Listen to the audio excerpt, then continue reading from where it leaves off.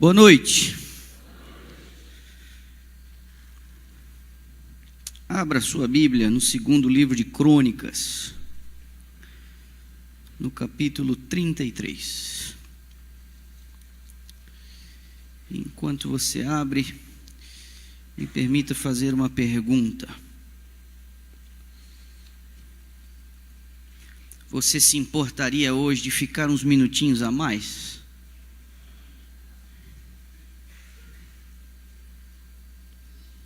Tudo bem? Trabalhar rápido aqui hoje, mas tendo a sua autorização eu fico um pouco mais tranquilo.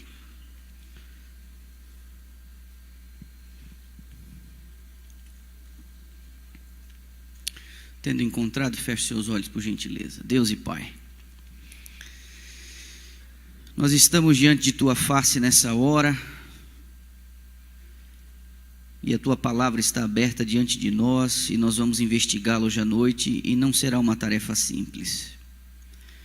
Nada que o Senhor já não saiba, nada que o Senhor já não entenda, mas assim nós nos manifestamos publicamente, porque reconhecemos que nós precisamos do Senhor, reconhecemos que vivemos num conflito, e no meio deste conflito está a disputa pelo nosso coração, pela nossa vontade. Então, por favor, Pai, nesta hora, por Tua misericórdia, segundo a nossa necessidade, age, atua e Te manifesta aqui entre nós. Nós oramos agradecidos em nome de Jesus. Amém. Nós chegamos na metade de nossa semana e num ponto crucial dela. E a partir do que nós vimos até aqui, com a luz que temos, isso já ficou claro nos primeiros dias, não seria razoável para você, importante, coerente, esperado, que a nossa conduta e o nosso testemunho de alguma forma estivesse em harmonia com a luz especial que nós recebemos? Em termos de santidade, fervor, você não acha que nós deveríamos ter algum tipo de diferencial, levando em conta a luz que nós recebemos? Com uma dose mínima de honestidade, facilmente nós podemos reconhecer que em outras denominações nós encontraríamos cristãos mais honestos do que nós, mais sinceros do que nós, mais caridosos do que nós, mais perdoadores do que nós, mais do que às vezes nós encontramos no meio adventista. Você concordaria comigo? Verso 9 do capítulo 33 do segundo livro de Crônicas: Manassés fez errar a Judá e os moradores de Jerusalém, de maneira que, palavra do Senhor, fizeram pior do que as nações que o Senhor tinha destruído de diante dos filhos de Israel. Essa é uma declaração terrível. Eu não sei como ela chega no seu coração, mas a Escritura Sagrada, que não tem por hábito maquiar os defeitos dos seus protagonistas, dos personagens, ela faz um resumo do remanescente no período deste rei, dizendo que o remanescente chegou a fazer pior do que as nações que Deus havia destruído ao redor deles. Isso não é terrível? Este oráculo profético reconhece que o remanescente chegou a ser pior, gente. A mesma Escritura, a mesma palavra, a mesma Bíblia que nos levou a identificar o remanescente ao longo dessa série que estamos fazendo aqui essa semana, traz uma das mensagens mais duras e severas da parte de Deus à sua igreja. Então vá, por favor, ao capítulo 3 do livro do Apocalipse. Não que você já não conheça, mas vai lá. Versos 15 a 17 do capítulo 3 de Apocalipse. Conheço as tuas obras, que nem és frio nem quente. Quem dera fosses frio ou quente. Assim, porque és morno, não és quente nem frio, estou a ponto de vomitar-te da minha boca. Dizes: estou rico, abastado, não preciso de coisa alguma, nem sabes que tu és infeliz, miserável, pobre, cego e nu. O mesmo dom de profecia que traz o distintivo do remanescente afirma, para além de qualquer dúvida, que essa mensagem do anjo à igreja de Laodiceia se aplica especialmente à igreja adventista do sétimo dia. Palavra da inspiração. Vamos ver aqui. Estou puxando no controle, vamos ver se isso aqui me ajuda aí. Eu não sei se isso está ligado. Deus está a preparar um povo. Ele escolheu pessoas, uma igreja na terra, a quem tornou depositárias da sua lei. Ele confiou-lhes um legado sagrado e a verdade eterna que devem ser transmitidas ao mundo. Ele repreendê-las-ia e corrigi-las-ia. A mensagem a Laodiceia é aplicável aos adventistas do sétimo dia, que tiveram grande luz, mas que não andaram na luz. Para qualquer um que se orgulhe de ser o remanescente, como entidade corporativa, eu pergunto: seria possível se orgulhar sabendo que nós causamos náuseas em Deus? Alguns costumam dizer assim: eu não engulo essa igreja. Entre na fila, porque Deus não anda engolindo ela também. Este recado à sétima igreja do Apocalipse diz respeito especificamente ao remanescente. Laodiceia tem falta de santidade, não de verdade. Esse é o problema que tem assolado a comunidade remanescente de Deus em todos os tempos, e com a última igreja não seria diferente. Repare, ela diz: o povo de Deus deve ver os seus erros e despertar para um zeloso arrependimento e para um afastar dos pecados que o colocaram nessa deplorável condição de pobreza, cegueira, miséria e terrível engano. Foi-me mostrado, diz a serva do Senhor, que o testemunho apresentado deve ser vivido na igreja. Só isso pode responder à mensagem de Laodiceia.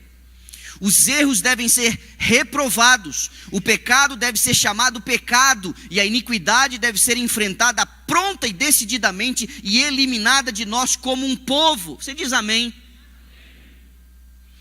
As tentativas constantes dos que não se deixam santificar pela verdade é olhar para os que buscam fazer a vontade de Deus como se eles fossem extremistas. Qualquer um que tem levado a religião um pouco mais a sério é olhado torto pelos outros. Mas nossa condição moral é refletida no nosso estilo de vida. Por isso a Bíblia insiste na santidade a partir do interior. Está na moda dizer assim, não julgueis. Mas o mesmo Deus que orientou a igreja a não se pautar pela aparência dos outros, disse para nós termos cuidado com a nossa aparência. Eu vou repetir. O mesmo Deus que orienta o seu povo a não julgar os outros pela aparência, diz que nós precisamos cuidar da nossa aparência. E eu fico me perguntando se a forma como nós temos nos vestido, ela reflete santidade. Eu me pergunto se a música que temos ouvido, consumido, reproduzido, ela reflete de certa forma a santidade necessária. Se a forma como nós gastamos o nosso tempo, o entretenimento, como nós gastamos as nossas energias, a nossa playlist de desejos, de filmes futuros, ou as noites gastas em seriados, se isso de alguma forma reflete o tipo de preparo que nós deveríamos estar tendo para a volta de Jesus. Mas aos que flertam com o legalismo, não se empolgue, já já a gente vai conversar. Você acha que isso é coisa da cabeça da senhora White? Repare como os conselhos dela são meros ecos das repreensões dos profetas antigos. Jeremias capítulo 21, os versos 5 e o 14 deste capítulo. Jeremias 21. Pelejarei eu mesmo contra vós outros com braço estendido e mão poderosa, com ira, com indignação e grande furor. Castigar-vos-ei, verso 14. Segundo o fruto das vossas ações, diz o Senhor, acenderei fogo na cidade, qual bosque, o qual devorará todos os seus arredores. É uma linguagem dura. Só que é o seguinte, essa advertência não foi dada aos pagãos. Deus não está falando com amonitas, com hititas, com filisteus ou com babilônicos. Ele está falando com o seu povo remanescente. Repare nas palavras de Malaquias, o último livro do Antigo Testamento, capítulo 2, verso 3. Porque os lábios do sacerdote devem guardar o conhecimento, da sua boca devem os homens procurar a instrução, porque ele é um mensageiro do Senhor dos Exércitos. Olha o que o profeta está dizendo, o sacerdote precisa dar a mensagem de Deus. Mas olha o verso 7. Mas vós tendes desviados do caminho, e por vossa instrução tendes feito tropeçar a muitos. Violastes a aliança de Levi, diz o Senhor dos Exércitos. Eis que vos reprovarei a descendência, atirarei excremento ao vosso rosto, excremento dos vossos sacrifícios, e para junto destes sereis levados. Que linguagem é essa, gente? Isso não tem nada de fofo. Isso não tem nada de macio. Os profetas cumpriam um papel difícil. Eles estão falando para os sacerdotes, vocês não estão agindo à altura. Eu entendo às vezes o desespero, eu entendo. Nós estamos perdendo pessoas por entre os dedos. Há uma evasão, há um gap, há um buraco do início da adolescência à fase adulta em que nós estamos perdendo aos montões. Eu entendo. Então há um desespero às vezes para tentar conter essa evasão, essa apostasia, e a gente começa a inventar moda. Mas por favor, não há nada que nós possamos fazer além daquilo que este livro nos prescreve. O pastor não é o coleguinha da galera. O pastor é um amigo, mas não é um coleguinha. Para você chegar no coração, você não rebaixa a moral, você não compromete o seu linguajar, você não compromete as suas maneiras. Porque no fundo o que eles querem é que você seja melhor do que eles, porque eles precisam de uma referência.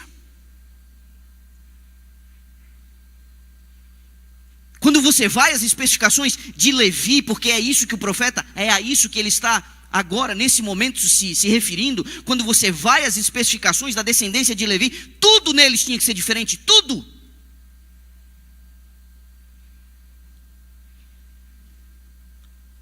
Essas advertências foram feitas à igreja. Então quando a senhora White às vezes aperta por aqui, ela não está fazendo nada de novo, porque os profetas fizeram isso no passado com Israel. Em Ezequiel capítulo 9, verso 9 diz: a iniquidade da casa de Israel e de Judá é excessivamente grande, diz o profeta. A terra se encheu de sangue, a cidade de injustiça. E eles ainda dizem: o Senhor abandonou a terra, o Senhor não nos vê.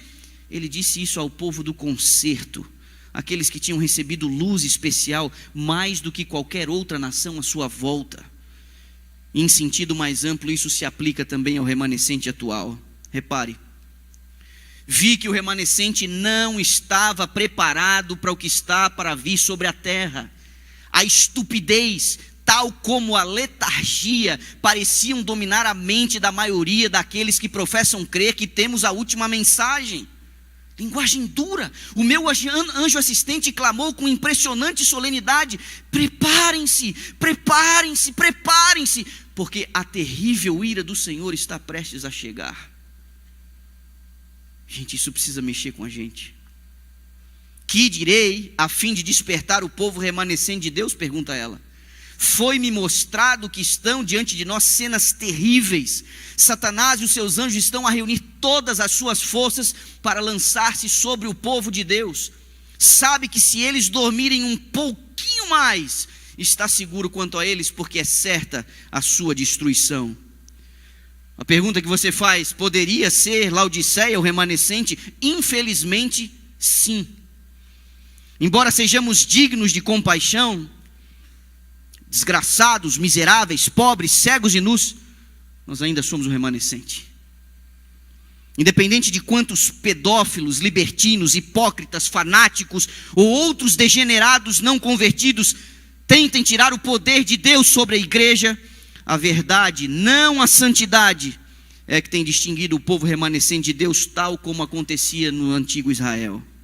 Séculos de apostasia não tirou deles a condição de remanescente. Mesmo tendo matado Jesus, tiveram ainda 3 anos e meio adicionais de aliança com o Senhor. Contudo, Jesus teve que finalmente se levantar sobre Jerusalém e profetizar. Você conhece a expressão. Mateus 23, 38, eis que a vossa casa vos ficará deserta. Mateus 21, 43, digo que o reino de Deus vos será tirado e será entregue a um povo que lhe produz os respectivos frutos. O Senhor precisou contar com um grupo, formando um novo movimento, ou a continuidade de um movimento para viabilizar o seu projeto. A igreja daria as boas novas de uma promessa antiga que acabara de se cumprir. O Messias viera, morrera e ressuscitara. Poderia acontecer o mesmo com um remanescente escatológico. Um novo chamado seria feito diante do mau comportamento dos adventistas. Essa é uma pergunta interessante. Espera aí, pastor. Se dentro do padrão histórico, volta e meia, Deus tomava um remanescente de dentro do remanescente, não seria o caso de, antes da volta de Jesus, Deus pegar um povo do meio da igreja adventista, porque a maioria está fazendo bagunça e não está levando o negócio a sério? Não seria esse o caso? É uma pergunta inteligente, e eu vou respondê-la agora. A gente não deveria estranhar de alguém argumentar nesse sentido, e movimentos às vezes se levantam usando esse argumento. A igreja virou Babilônia, a igreja absorveu a cultura da Babilônia, a igreja não tem vivido à altura das verdades que ela professa. E aí eles alugam um galpão e começam ali alguma coisa. E aí dão nomes para isso. Especialmente os que cresceram dentro do sistema, que trabalharam ou trabalham na obra. Muitos destes têm presenciado grosseira hipocrisia dos que mantêm uma forma de piedade, mas lhe negam o poder. Quantas pessoas nós vimos se afastarem magoadas pela severidade, injustiça ou falta de amor. Outros preocupados com o rebaixamento dos padrões, pelo liberalismo que tem ganhado cada vez mais espaço, com um púlpito diluído, de um evangelho açucarado, com a influência da política e filosofias humanas ganhando espaço na igreja, acham que a igreja de fato se tornou Babilônia, e acabam saindo e unindo-se a movimentos dissidentes de críticos e opositores. E os azedos que permanecem flutuam na periferia da igreja, criticando a liderança constituída, desviando seus dízimos, questionando a denominação. Poderia a igreja adventista do sétimo dia perder sua posição de remanescente, como aconteceu com Israel no passado, e do seu meio se formar uma nova igreja para cumprir o papel que lhe cabe? Seria um raciocínio lógico. Eu poderia concordar com essa lógica, se Laodiceia não fosse a última igreja. Cegos, miseráveis, desgraçados, como podemos ser, nós ainda somos o último grupo. Citando o já falecido José Bessa, a maior prova de que a igreja de Deus é que nós ainda não conseguimos acabar com ela. Fraco e deficiente como está, o adventismo tem a mensagem presente para este tempo, o chamado de Deus a homens e mulheres para se prepararem para a segunda vinda de Jesus. Isso não deveria servir de consolo, antes deveria nos colocar de joelhos, clamando pela misericórdia do Senhor. Não há necessidade de suscitar uma nova igreja, um remanescente com uma nova luz, ou com uma outra mensagem além da verdade presente. Uma nova igreja não teria uma mensagem nova, e o que poderia ser mais verdade do que nos prepararmos para a vinda do Senhor. É inegável que há apostasia dentro do adventismo, como sempre existiu em todo o remanescente histórico em nível coletivo. Mas uma igreja com apostasia é diferente de uma igreja em apostasia. O adventismo não está em apostasia, embora haja apostasia em nosso meio. Você consegue perceber a diferença? Como movimento corporativo, nós somos o último remanescente, mas isso não é garantia individual que eu ou você seja um remanescente. E não duvide, a igreja adventista tem os seus Judas, tem os seus Acabes, tem as suas Jezabéis, tem os seus Saús, porque esses sempre vão existir, mais até do que a gente pode imaginar. Então quem de nós teria coragem de dizer que somos o que nós deveríamos ser? Nós não somos o que nós deveríamos ser, pelo contrário, a gente chega a ser pior do que a gente pensa que é. Esse é o problema de Laodiceia, um problema fundamental da igreja. Porque com uma ideia inflacionada a respeito de si mesma, ela acha que ela é rica, ela acha que ela não precisa de nada, e ela fica ressentida quando alguém diz que ela não é isso que ela acha que ela é. Agora olha esse texto. Embora existam males na igreja e tenham de existir até o fim do mundo, a igreja destes últimos dias há de ser a luz do mundo poluído e desmoralizado pelo pecado. A igreja débil e defeituosa, precisando de ser repreendida, advertida e aconselhada, é o único objeto na terra ao qual Cristo confere a sua suprema consideração. Você diz amém? Tem muita gente preocupada que a mensagem não está sendo pregada como deveria. Tem muito pastor seguindo tendência evangélica na sua abordagem. E isso não é coisa da minha cabeça. A internet arquiva aí, documenta o que está acontecendo. Essa é a razão porque muita gente tem a sensação que no seu tempo é que era bom, mas isso não passa mais do que uma nostálgica memória utópica. Esses bons velhos tempos nunca existiram. Os testemunhos de Ellen White deixam claro que pecados e horrores de toda ordem sempre existiram, inclusive no seu tempo. E na lista das cartas que ela mandou, ela teve que lidar com mundanismo, mornidão, apostasia, fanatismo, racismo, imoralidade, adultério, e a lista segue. No tempo dela, contemporâneos dela, vários pastores receberam cartinhas dela. Os profetas sempre choraram por sua geração, sem qualquer exceção, e não foi o caso, e com ela não foi diferente. Nós percebemos movimentos separatistas acusando a igreja de estar virando uma Babilônia. Muitos destes acreditam que a igreja está em apostasia e que o Senhor chamará um remanescente fiel, como fez na transição de Israel à igreja cristã. Agora, incoerentemente, parte desse povo usa os textos de Ellen White, ignorando outras inquestionáveis declarações dela sobre esse tipo de raciocínio. Vamos a um deles aqui. A igreja pode parecer que está prestes a cair, mas não vai cair. Você diz amém? Ela permanece. Enquanto os pecadores em Sião serão joeirados e lançados fora, a palha será separada do trigo precioso. É uma prova terrível, mas apesar disso, tem de ser efetuada.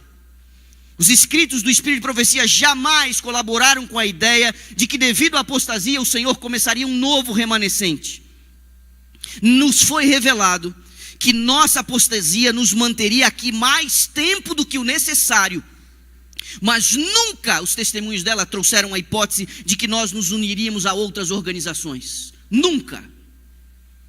Repare, não podemos agora entrar em nenhuma organização nova, porque isso significaria apostasia da verdade. Eu quero que você leia isso aí, porque vai virar moda, viu?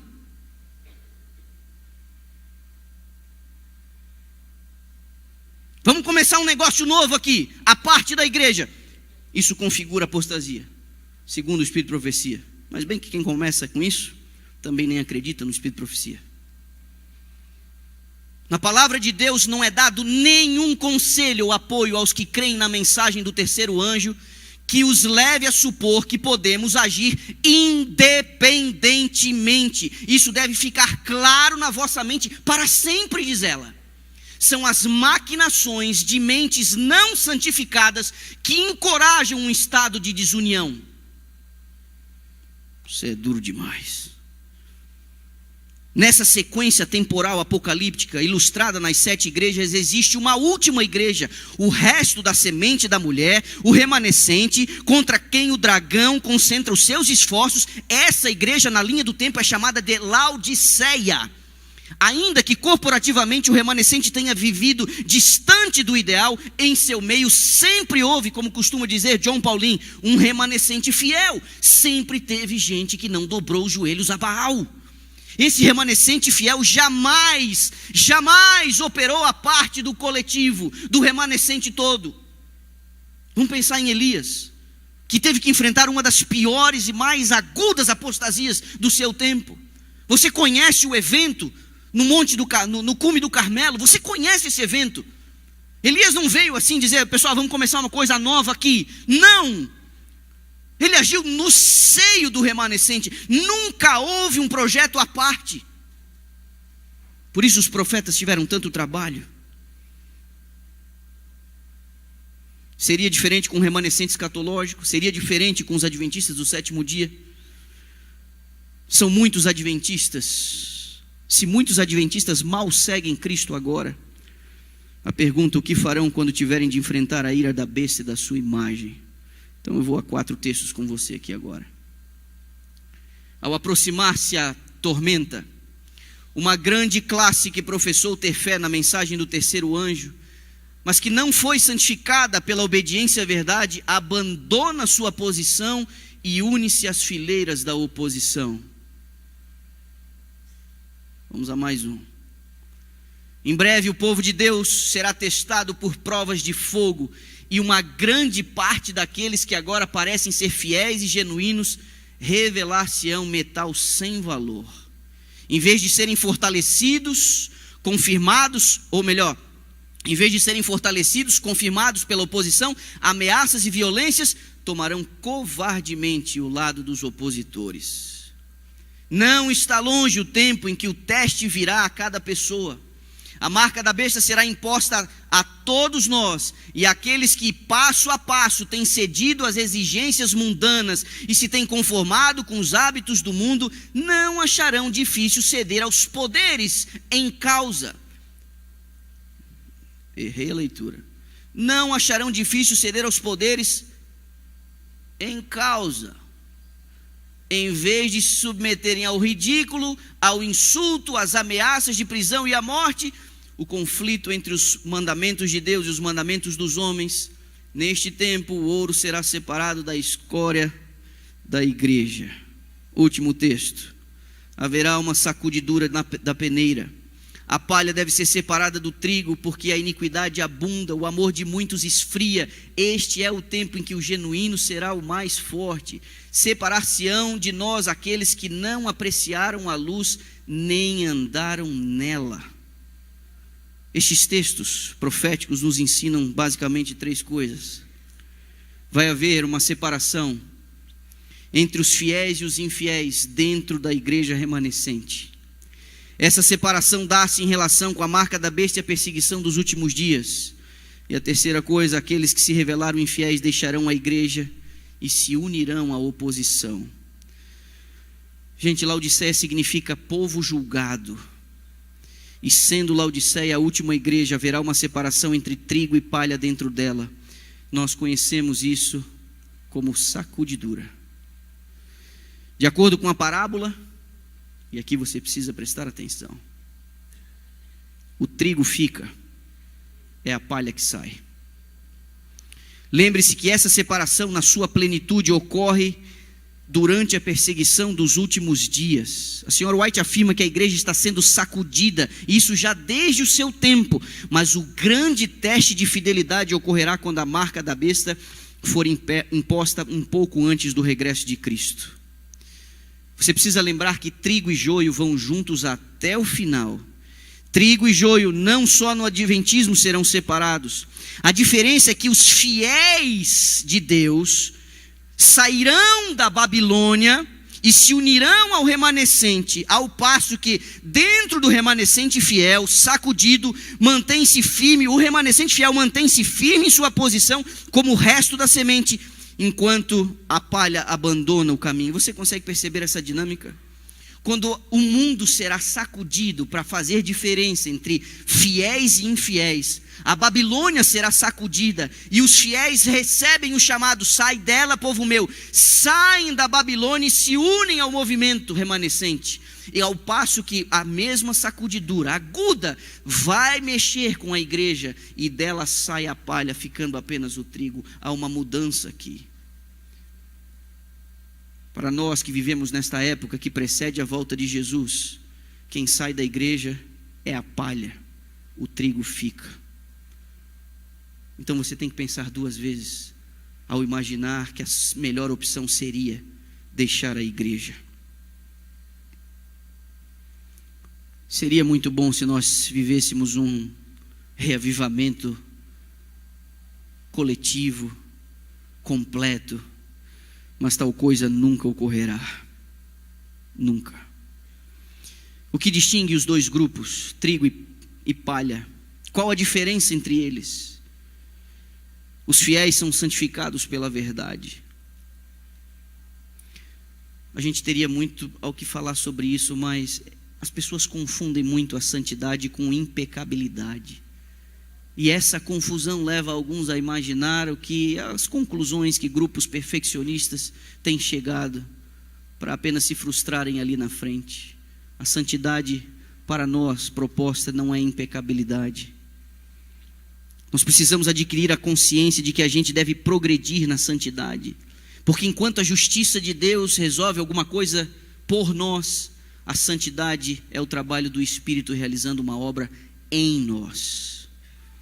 O Evangelho visa salvar você dos seus pecados para uma vida santa. O Evangelho não vai salvar você nos seus pecados. Não tente empurrar a sua comodidade para que Deus rebaixe o nível e o seu padrão, porque isso Ele não vai fazer. Os que estão em Cristo, a Bíblia diz, são novas criaturas. Eles nasceram de novo, eles foram reavivados.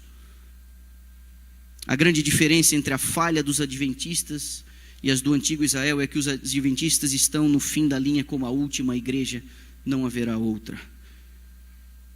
Houve sempre um remanescente fiel no meio de Israel. Observe esse texto.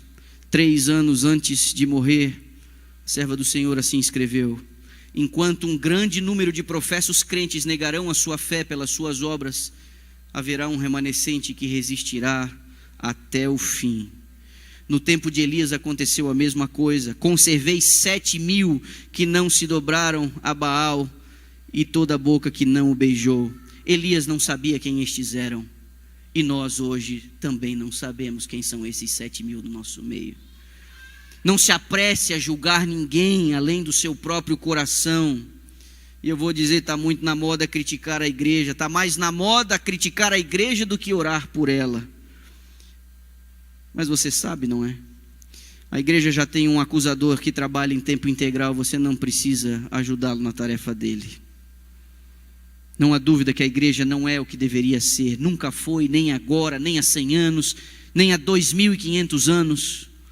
Por isso aqueles que sentem que são chamados a encontrar falhas e erros na igreja nunca ficarão ociosos, porque há muito lixo para remexer. Quanto mais você mexer, mais você vai encontrar. Mas os que pretendem ser como Jesus também não ficarão ansiosos, porque há muito o que fazer. O trigo e o joio estão sendo separados, mas esse é um processo que quem faz é Deus e não nós. Não nos compete olhar para o lado e achar: aquele é trigo, aquele é joio, aquele é joio, aquele é trigo. A única coisa que você precisa fazer é olhar para si mesmo. Lembre-se que Jesus morreu pelos de dentro e pelos de fora. O seu sacrifício cobre uma multidão de pecados, inclusive daqueles que não merecem. Então o remanescente vai manifestar uma característica: ele vai refletir a misericórdia de Deus no seu trato com o semelhante.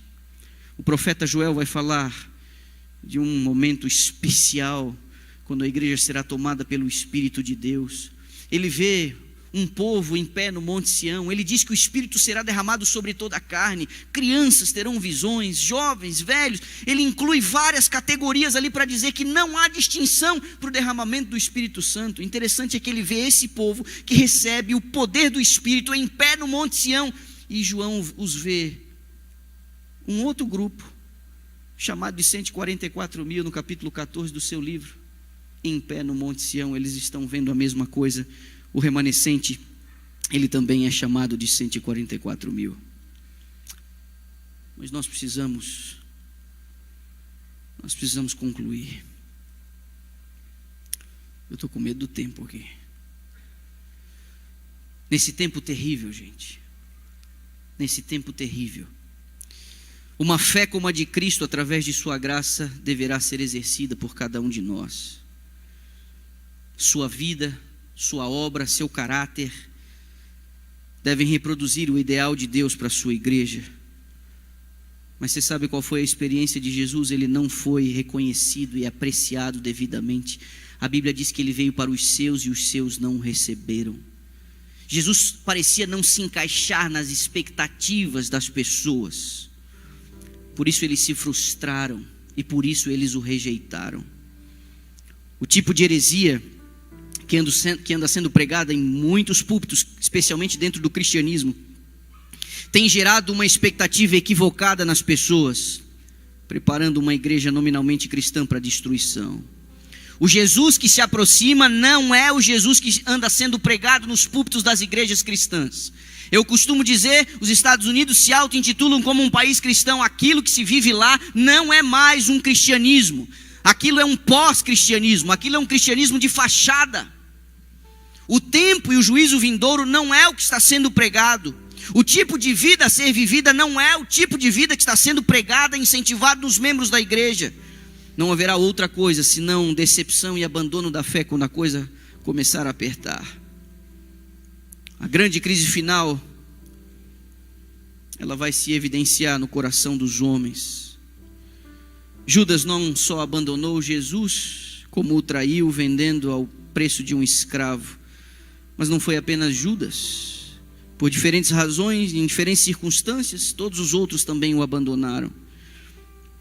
O que isso tem a ver com a gente? Há anos temos falado sobre a sacudidura na igreja. Desde a minha infância eu ouço sobre isso. Quanta coisa tem sido escrita, publicada e dita a esse respeito. Mas o certo mesmo é que, embora a gente tenha alguma noção sobre o tema, a gente não faz ideia de quão terrível será.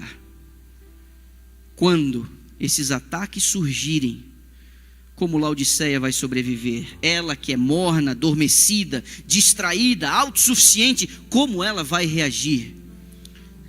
Eu sei que o meu tom essa noite parece ir na contramão das tendências atuais. Eu sei que muita gente espera sermões um pouco mais suaves. E eu sei também que isso não se fala toda semana.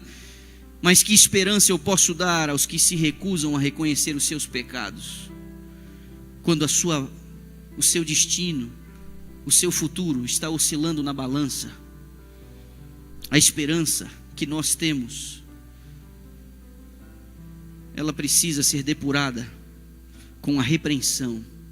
Nós precisamos reconhecer as nossas falhas e encontrar perdão nos braços do nosso Senhor. No passado os profetas gritavam paz, paz, quando não havia paz.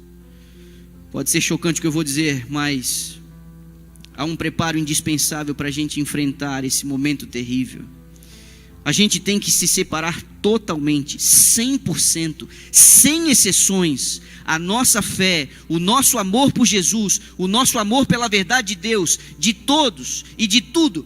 Nós não podemos depender de absolutamente nada e nem ninguém no que diz respeito à nossa fé, apenas de Jesus Cristo. Nem do pastor, nem da pessoa que deu estudos bíblicos para você, nem dos anciãos e líderes da igreja, nem da própria igreja. A sua fé não pode depender de absolutamente nada a não ser de Cristo. Eu não estou falando para você sair da igreja, porque isso a gente já entendeu minutos atrás. Não caia no discurso hipócrita dos que se desligam do corpo da igreja, usando até textos distorcidos do Espírito de Profecia, quando os conselhos dela são claros em dizer: permaneça firme.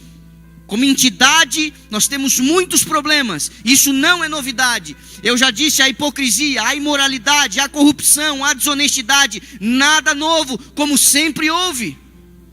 Citando Clifford Goldstein: a única forma de eu deixar a igreja adventista é se me expulsarem, se tomarem a minha credencial de pastor, se riscarem o meu nome do livro da igreja. Mesmo assim, eu continuarei a lhes enviar o meu dízimo, ainda que o dinheiro seja usado de forma errada, eles receberão o meu envelope, porque essa é a igreja e esse é o movimento. Suponha que você descubra que o seu pastor tenha 2 famílias. Suponha que você descubra que o pastor Manolo, que veio fazer uma semana de oração, que tem batizado as pessoas, pertence a algum tipo de sociedade secreta que tenha se envolvido com o tráfico humano ou de drogas. Isso abalaria a sua fé? A morte de Cristo perdeu a sua validade porque o seu pastor é um criminoso, ou quem veio dar a semana de oração é um hipócrita? O sábado deixa de ser verdade porque eu sou um hipócrita. O ministério de Cristo do Santíssimo não faz mais sentido porque eu sou um mentiroso. E se você descobrir que a pessoa que lhe deu estudos bíblicos é um pedófilo, a justificação pela fé perde o seu valor porque a pessoa que ensinou isso a você é um homem vil, pervertido. O dom profético deixa de ser vital porque a pessoa que ensinou isso para você não está à altura dessa verdade que ele ensinou. A mensagem passaria a ser falsa porque o homem que frequentou a sua casa desejou o seu filho. Você percebe? Nada e nem ninguém pode servir de alicerce para a sua fé, senão você vai cair.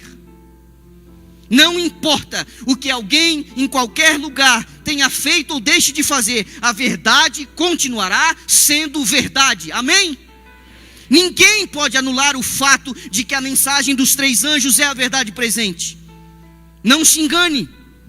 Os que servirem de pedra de tropeço aos fracos e desavisados terão de dar contas pelo seu desserviço que prestam e pela perdição dos seus irmãos. Mas a pergunta que fica para a gente é: nós estamos suficientemente arraigados em Jesus Cristo a ponto das pessoas que nós mais amamos e admiramos se revelarem vis, abomináveis como Judas, Saul, Acabe, Jezabel e companhia limitada? Nós seremos sacudidos de uma forma que nunca imaginamos. E eu tenho a sensação de que a pressão interna será pior que a pressão externa. O mais dolorido, o mais cortante golpe será desferido por parentes e amigos. Jesus disse na noite em que foi traído: vai haver um tempo em que vão matar pensando que estão prestando cultos a Deus. João 16, verso 2. Os soldados romanos executaram Jesus como se fosse mais um criminoso. Aquilo era uma rotina para eles. Responderão por isso. Mas o que mais deve ter machucado o coração do nosso amado Salvador foi a rejeição do seu povo e da sua cidade. Você precisa ter a fé de Jesus, porque esse é o grupo descrito na profecia: os que guardam os mandamentos de Deus e têm a fé de Jesus. A fé é como a de Jesus. Talvez você tenha vindo para a igreja adventista porque alguém reproduziu o amor de Jesus para você de forma tão real e irresistível que você se rendeu ao convite divino. Mas depois de ter sido alcançado por Jesus, você precisa estar ancorado em Jesus e não nessa pessoa que serviu como isca para ele. Você precisa de uma fé que vai além do companheirismo e do amor que você encontra nos almoços e no convívio da igreja, mais do que aquelas rodinhas de sábado à noite de companheirismo, mais do que o seu pequeno grupo jovem, mais do que a sua escola sabatina, mais do que as excursões do coral, mais do que um ambiente legal e confortável, seguro e amoroso. A sua fé precisa ser alicerçada em algo mais poderoso do que isso, porque estas pessoas, elas poderão falhar com você. A igreja pode ser uma bênção, mas na hora H você vai responder sozinho. Se o que sustém você na igreja for a ajuda de alguém, a sua amizade ou seus relacionamentos, e pesquisas revelam isso, a apostasia revela que a falta de amigos na igreja, isso não foi uma fé alicerçada onde deveria ter sido alicerçada.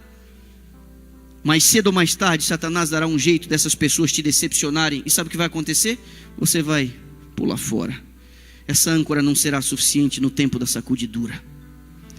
Se a sacudidura fosse apenas uma questão externa, nós nos sairíamos melhor. Porque quando o inimigo está lá fora, a gente se une aqui dentro. Quando ele derramou o sangue do crente, o povo se inspirava nessas pressões. O problema para o remanescente não será a pressão de fora, mas será a pressão de dentro. Porque segundo a profecia, hoje, alguns que se unem a nós no louvor do sábado pela manhã, segundo a profecia estatisticamente, se tornarão inimigos da igreja, os piores inimigos da igreja.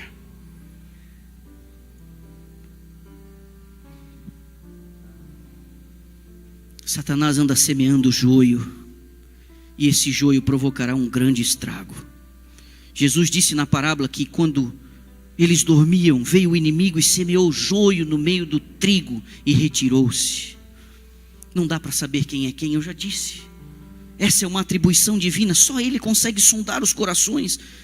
A nossa defesa contra o erro deve ser uma profunda experiência com Cristo, alicerçado na verdade. nós precisamos ter uma fé como a de Jesus. Jesus foi o único que permaneceu, o único restante do grupo principal dos seus seguidores, o núcleo através do qual ele redefiniria Israel. Só ele se manteve fiel enquanto os demais dispersaram e fugiram durante o período de perseguição.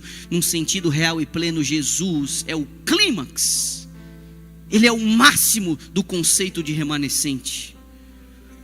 Pois bem, nos últimos dias o remanescente vai precisar ter uma fé como a de Jesus, porque enquanto ele suspenso na cruz, rejeitado, abandonado, ultrajado, envergonhado, a única coisa que o sustentou foi a sua fé em Deus. Seria bom contar com a ajuda dos nossos amigos e familiares, mas no final, cada um terá que ter a sua própria lâmpada, com o seu próprio azeite, e não será possível compartilhar. Os nossos olhos precisam sair das coisas daqui e se voltar para as coisas do alto. Pertencer ao remanescente coletivo não nos salvará, do mesmo modo como não salvou outros no passado. Não importa o cargo que você ocupe na igreja, não importa a quantidade de anos que você tenha servido à igreja, não importa a fé do seu pai ou da sua mãe, não importa se você no passado chegou a ser usado por Deus ou não. Senhor, em teu nome fizemos milagres, realizamos isso, fizemos aquilo.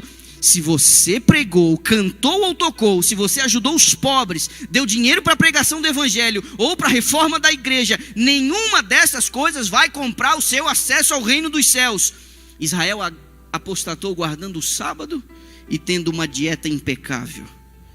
Ser adventista não te dá nenhuma vantagem em relação à salvação, nada. Apenas lhe dá o privilégio de ser um instrumento de salvação no momento sensível da história, e isso será reconhecido na eternidade.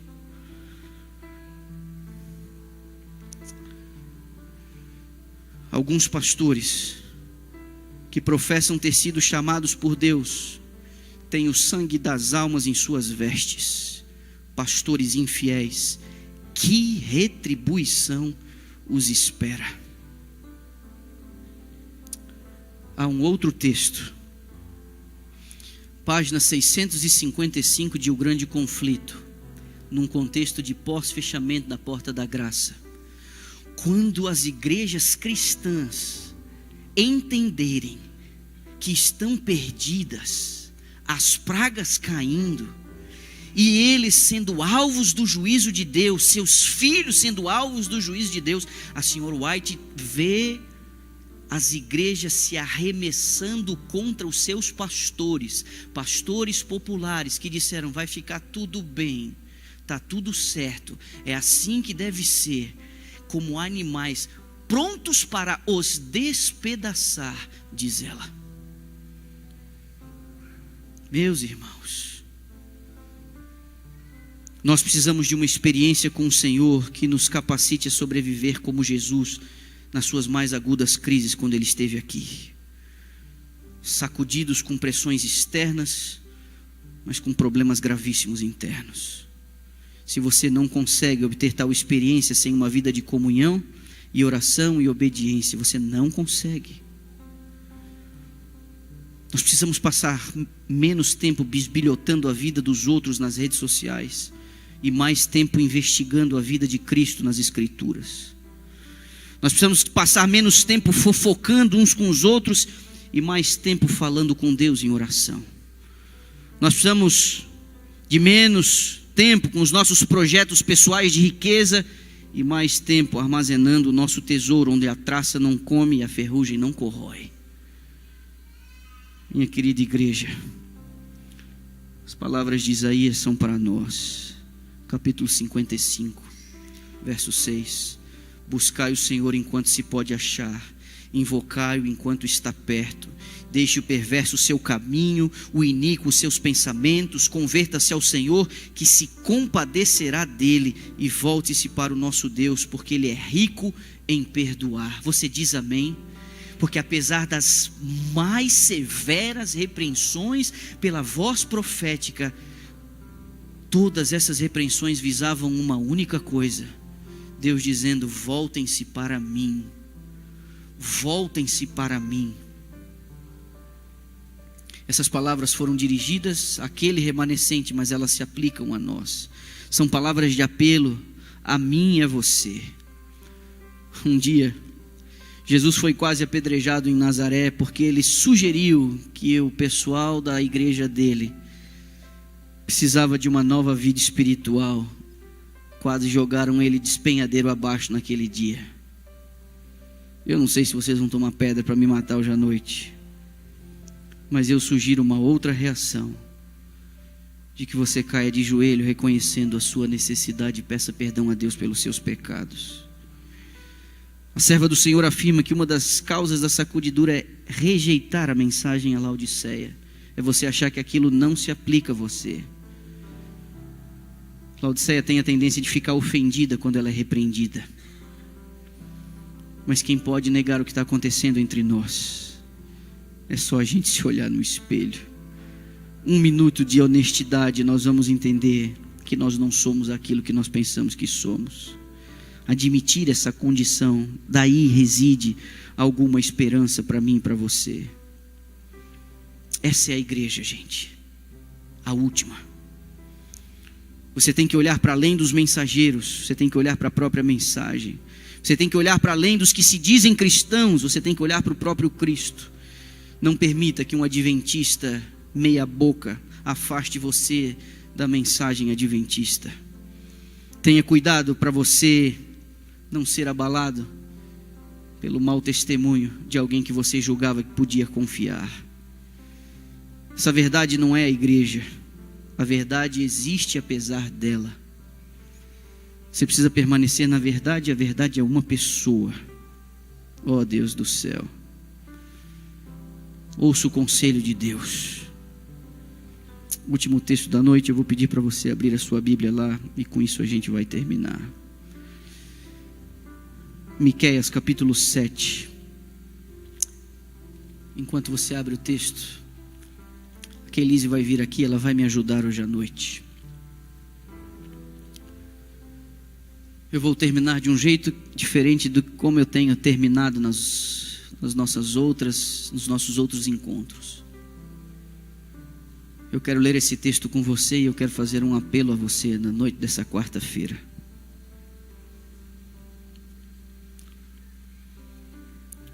Miqueias capítulo 7, verso 18. Quem é comparável a ti, ó Deus, que perdoas o pecado, esqueces a transgressão do remanescente da sua herança? Tu que não permaneces irado para sempre, mas tens prazer em mostrar amor, de novo terás compaixão de nós. Pisarás as nossas maldades e atirarás todos os nossos pecados nas profundezas do mar. Mostrarás fidelidade a Jacó e bondade a Abraão, conforme prometeste sob juramento aos nossos antepassados na antiguidade. Você reparou que esse texto fala ao remanescente? Ele tornará a ter compaixão do remanescente. Eu vou fazer um apelo a você. Reconhece você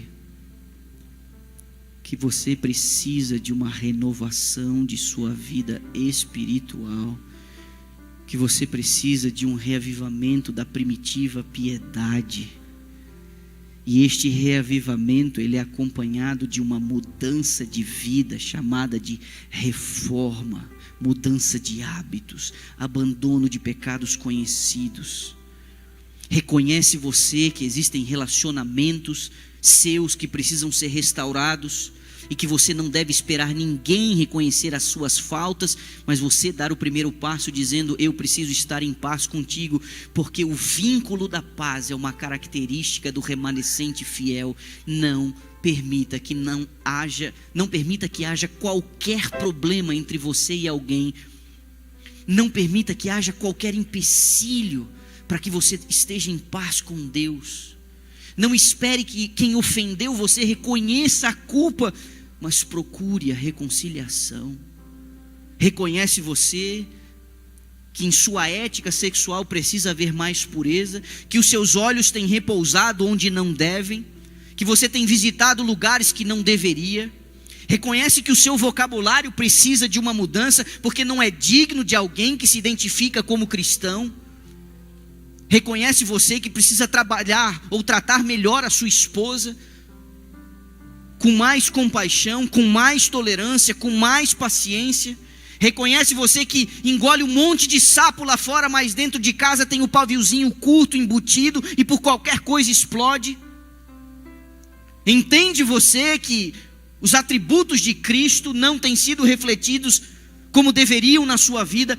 Gostaria você nessa noite de dizer: Senhor, perdoa os meus pecados, eu preciso de uma nova vida em Ti, eu preciso de um reavivamento, eu preciso ser a nova criatura que o Senhor disse que eu seria se eu estivesse em Ti. Eu reconheço que sou pobre, que sou cego, que sou miserável, que sou nu. Eu reconheço que eu preciso de Ti. O grande problema de Laodiceia é que deixou Jesus do lado de fora, por isso ele está à porta batendo. Laodiceia é um cristianismo sem Cristo. Laodiceia é um cristianismo sem a fé de Cristo.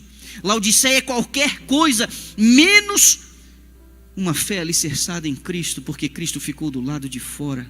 Quer você convidar Cristo para fazer parte de sua vida?